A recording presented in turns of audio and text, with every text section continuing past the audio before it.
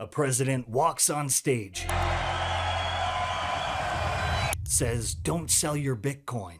By heart, never sell your Bitcoin. And the crowd roars.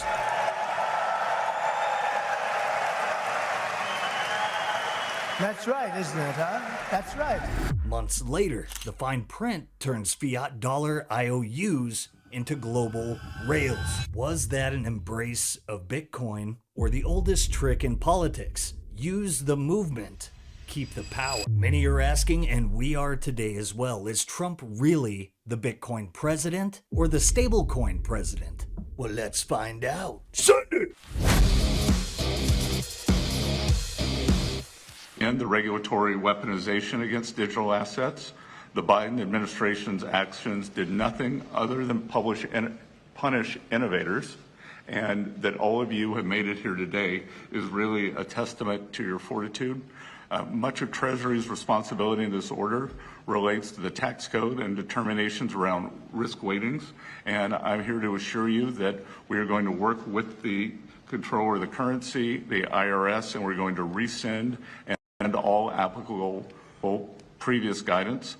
And we are going to put a lot of thought into the stablecoin regime. And as President Trump has directed, we are going to keep the U.S. the dominant reserve currency in the world, and we will use stablecoins to do that. Thank you. So here's what happened. The man walked into the Bitcoin conference in Nashville. He pledged to reverse anti-Bitcoin and crypto policy. And then he signed a law that makes stablecoins the preferred tool of American financial policy. Nice photo op and a hell of a policy shift. But let's not confuse stagecraft with strategy. What if Bitcoin, that hard, scarce, permissionless money, was being used as the bait? What if the prize wasn't Bitcoin at all, but something far more useful to the state? A digital dollar that everyone uses everywhere all the time. Well, that is the thesis Alex Gladstein lays out. Trump rode the Bitcoin wave not to hand power to the people, but to extend the dollar's reach, to make dollars digital, programmable, and universal. Why does this matter? Because Bitcoin is, at root, a bet against the state's monopoly on money. It's a new way of saying your bank, your government, your ledger. None of them get to decide when your money is worth less. Stablecoins, different animal. They're dollars in code. They keep the dollar and the dollar keeps the power. If the dollar stays king, the US can keep borrowing, and the people who manage that borrowing keep getting richer. That's not theory, that's politics. Trump signed the so-called Genius Act, which provides stablecoins a legal pathway, and at the signing, of course, were stablecoin insiders. That's an alignment of political power and private capital. I wonder what Ron Paul would call that. Alex Gladstein says Donald Trump is not the Bitcoin president. He's the stablecoin president. He's blunt and he's saying what a lot of people have suspected. Trump is cozying up to the Bitcoin crowd because the Bitcoin crowd is big, loud, useful. It's good theater, but the backstage deal looks different. Look at who showed up. Again, tech capital, payment firms, and yes, stablecoin issuers, Tether, Circle, payment networks talking about integrating dollar tokens into their rails. That's the same dollar, just faster, borderless, and now under legal cover, which on its face could be a good thing for efficiency, but for sovereignty, for privacy, for choice, that's where this story gets messy. Stablecoin issuers already hold enormous amounts of short-term US treasuries and have become major buyers in the market. That's not a conspiracy, it's docketed financial flows. Stablecoin issuance helps create a demand for treasury debt. That's how a digital dollar can shore up borrowing. So the question is a simple one. Is the administration building a bridge to Bitcoin or building rails for the dollar to dominate the world now in digital form? And who benefits? Well, let's look at the motive, mechanism, and the playbook. Motive. The US is sitting on trillions of debt. The power of the dollar is not guaranteed. If you can make the dollar the internet's native money, accessible to anyone with a phone, you shore up demand for treasuries and you export the dollar's utility. Nice trick. And for private players who run the rails, new fees, new custody fees, and huge balance sheets that sit in treasuries. And that's power turned into profit. It's an extremely dangerous Hail Mary by the U.S. government. yes, this is a way to fund an ever-increasing US debt by printing US dollars in the form of stablecoins, but we are going to be exporting to the entire world dollars that are outside of the SWIFT system. And why is that really important? The SWIFT system enables foreign governments, foreign banks to capture dollars before they ever get to the people of foreign nations, right? So imagine you try to send dollars to somebody in Egypt. Those dollars get intercepted at the banking level through the SWIFT system. Those dollars are then confiscated by the banks and the Egyptian government, and in return, you get their local Egyptian currency. That can be circumvented with stablecoins because stablecoins don't go on the SWIFT system, they go on crypto rails. And that means that anybody with a cell phone can get their hands on USDT, any stablecoin, right? And as those stablecoins go throughout the world, what happens to the Egyptian currency as US dollars enter their country in a way in which they can't stop them, they can't steal them, right? Well, then everybody in that country who's sick and tired of their 50% inflation rate will adopt US dollars. And then those dollars via stablecoins become their default currency.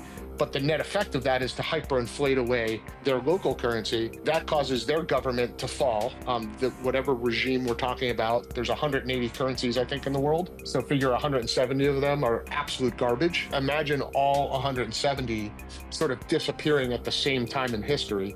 What would that do to the world? How destabilizing is the stablecoin?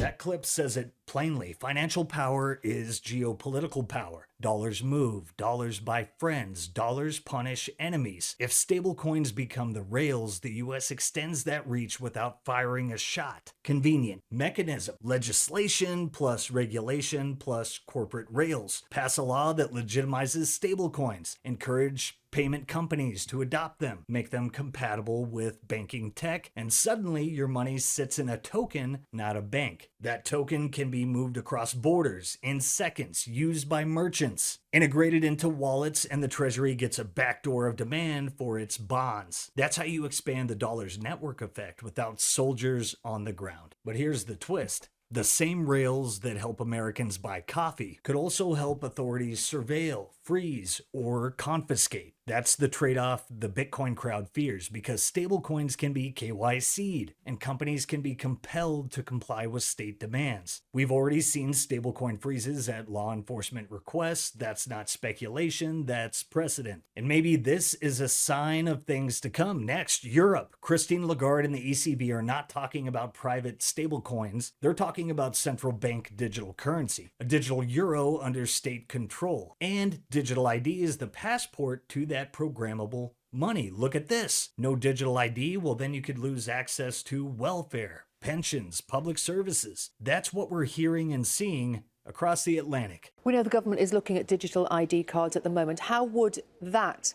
help prevent the situation that we're in now?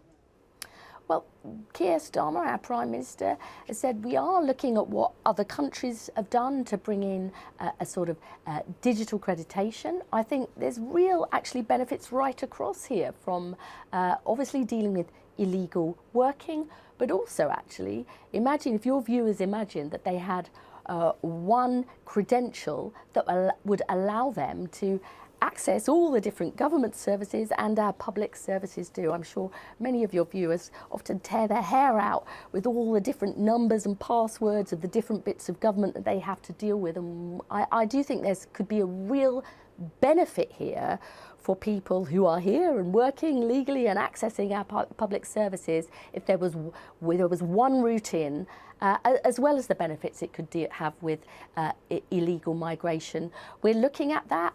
I think it is an interesting idea that other countries have taken forward, and we want to learn from what they've done. Digital euro under central control plus digital ID equals a system where access can be managed, tracked, and, if necessary, withdrawn. That is a recipe for tyrannical control. The next financial crisis. And the question mark is intended to express that we're not trying to trigger, to provoke, but to actually do everything we can to anticipate, prevent, and examine what the circumstances are that would actually trigger such a crisis. And I think we must keep 2 points in mind when thinking about the topic. First, throughout the post-war era, the global financial system has been in constant transformation.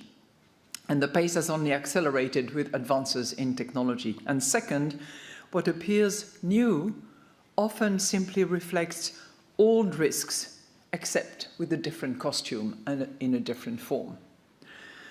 And here I'm reminded of Professor Carmen Reiner and Kenneth Rogoff's and their history of financial crisis. This time is different. The book's subtitle, tellingly, is, no, it's different. It says, 8 Centuries of Financial Folly. After 8 centuries of experience, I think it's fair to say that this time it is never different. And that is why research plays such an important role in helping to safeguard financial stability. Through rigorous analysis and a solid understanding of the past, research helps us see how innovation advances and reshapes the economy, while also bringing potential risk into sharper focus so that policymakers can address them proactively and hopefully anticipate them and prevent them. Research is particularly vital in helping us to understand the implications of the profound transformations that have reshaped the financial system since the global financial crisis, which is a relatively short span of time if you look at the 8 centuries on the one hand and, the 15 years or so on the other hand. And one of the major structural shifts in the financial system over those past 2 decades has been the growing footprint, not so much of banks, but of non-banks financial institutions. Lagarde's words are technocratic. Anticipate, prevent, examine. Translation, they're probably going to build tools to manage economies in real time. Again, you can spin this as responsible central banking, or you can call it what it is, putting the monetary switch in a place where politicians and bureaucrats can flip it. We're not imagining this. In Britain, they've started raiding accounts, HMRC taking funds, and plans for digital ID rollouts are being reanimated. What does a state with digital identity plus programmable money want? Compliance, control, predictability. That's the opposite of Bitcoin's promise. But before we keep going and before you tell me to GFY in the comments, look at our likes. 3 or 4 times, maybe. I gotta pump those numbers up. Those are rookie numbers in this racket. Let's take a quick second for our sponsors who keep this show on the air over at the Bitcoin Way. If your wealth lives in their system, it's not yours, it's theirs. That's why we scream Bitcoin. That's why you self-custody. That's why you call our friends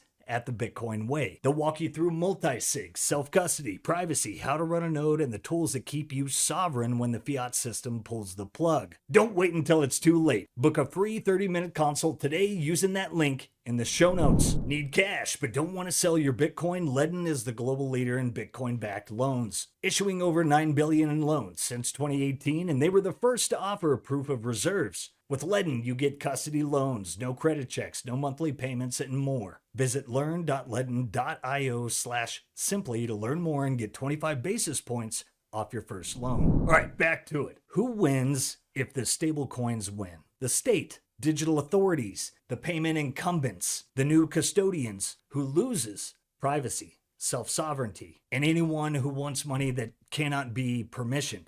Bitcoin wins only if Bitcoin remains the best default for those who want to be free of state permission. But the path to mass adoption of Bitcoin may be paved in stablecoins, on-ramps that are dollar-based. That helps adoption numbers, and it helps the dollar. That's the tension that Gladstein highlights. A victory for adoption could also be a victory for the dollar hegemony, indefinitely.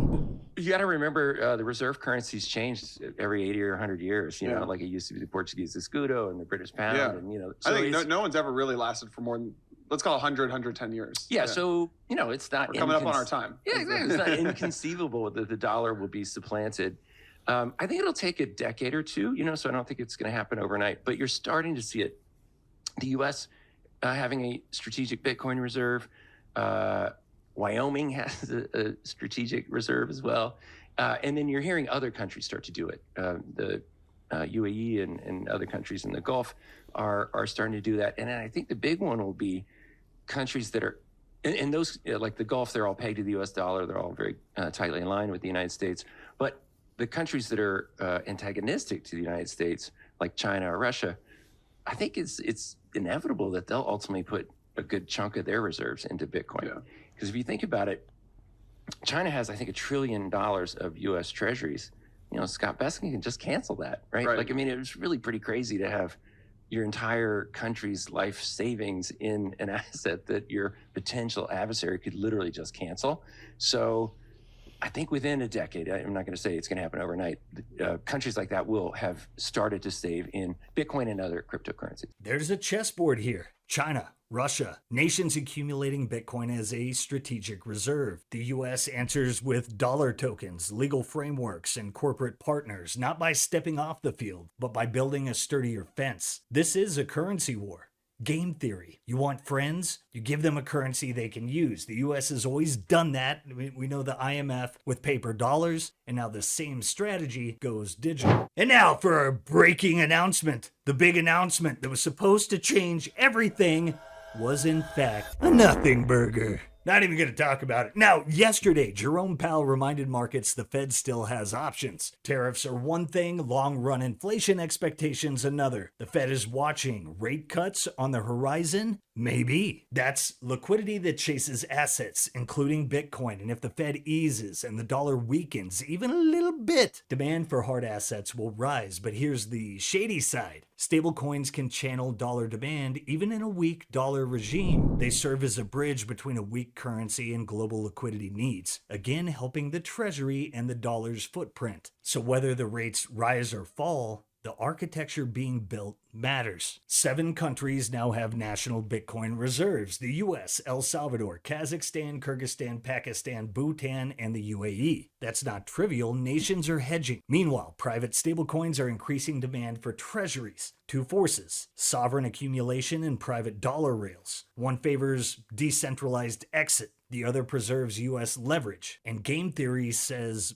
both can escalate. And if you think this is isolated, you're not paying attention. So here's the final thing I want you to ask yourself. The president stands in front of Bitcoiners, promises to reverse anti-Bitcoin and crypto policy, and signs a bill that makes private dollar tokens legitimate. Is that the act of an orange man who wants to make Bitcoin the people's money? Or is it the act of an orange man who wants to make the dollar even more dominant just in code? Is Trump the Bitcoin president, or is he the stablecoin president? That's the question. Tell us what you think. Drop your take in the comments. And before we wrap up, grab those tickets to Mining Disrupt 2025. See the future of Bitcoin mining up close in Dallas, Texas, November 11th through the 13th. The biggest names in the industry, cutting edge rigs, Bitcoin and AI integration, the signal you won't get anywhere else. Grab your tickets today and use promo code SimplyBitcoin for 20% off, and we'll see you there. Hey, hope you guys enjoyed this one. Don't forget to like, subscribe, give us a pamp, and set those notifications for the best in Bitcoin news delivered to you daily. Love you guys. Catch you tomorrow. Peace. If you prefer to go down with the ship, you.